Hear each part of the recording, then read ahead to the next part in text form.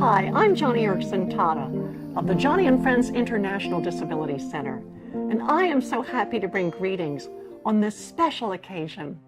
Some of you have disabilities.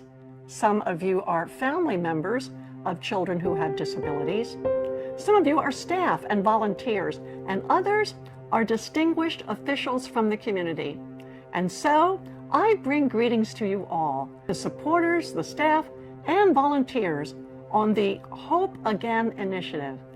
I am very excited about this special initiative, which will touch the lives of so many girls and young women with disabilities. As a woman with a disability, I can speak from personal experience because there was a time in my own life when I had no hope at all. You see, when I was a teenager, my sister invited me to go to the lake for a swim. Without checking the depth, I dove into shallow water, and immediately my head hit the sandy bottom.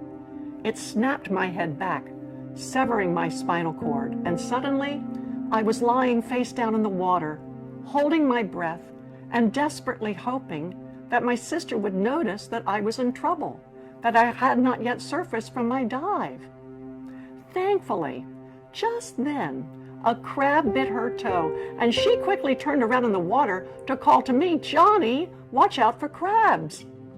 Of course, when she turned, she immediately saw my hair floating on the surface of the water, and right away, she knew something awful had happened.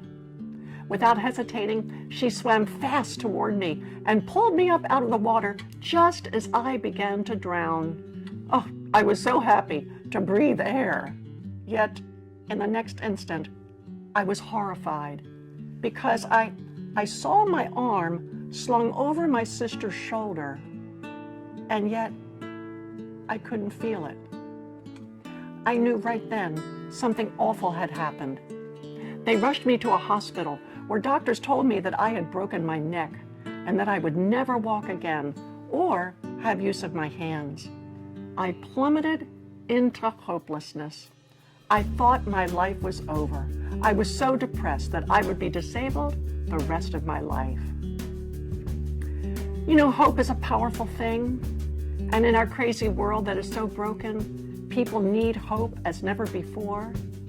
In a recent survey, people were asked, what was the one critical element necessary for life? What is it that people just cannot live without?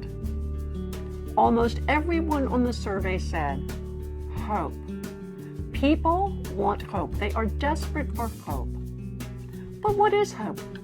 Is it wishful thinking, an aspiration for better times, a longing that life will get easier? No. Something within us says that hope, genuine hope, is far deeper and more profound than just wishing upon a star. Our instincts tell us that hope should be rock solid and real, unshakable, unmovable, and yes, even eternal. In the Bible, Jeremiah chapter 17, verse 7 tells us what that hope is when it says, quote, "Blessed is the man who trusts in the Lord and whose hope is the Lord." Oh friend, one cannot have hope apart from the God of the Bible. To hope in God is the best condition for happiness and blessing. To hope in God is to lean on Him through the toughest of times. To hope in God means assurance that one day all sorrow and sadness will disappear and you and I will have a home in heaven. And finally, to hope in God is to have the confidence that one day when Christ returns, He will close the curtain on suffering and will make everything right.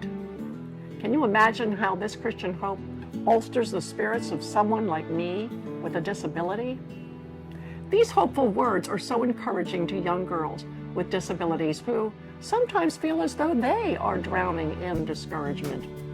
It was hope from the Bible that chased away my depression and helped me move forward into life while sitting in a wheelchair.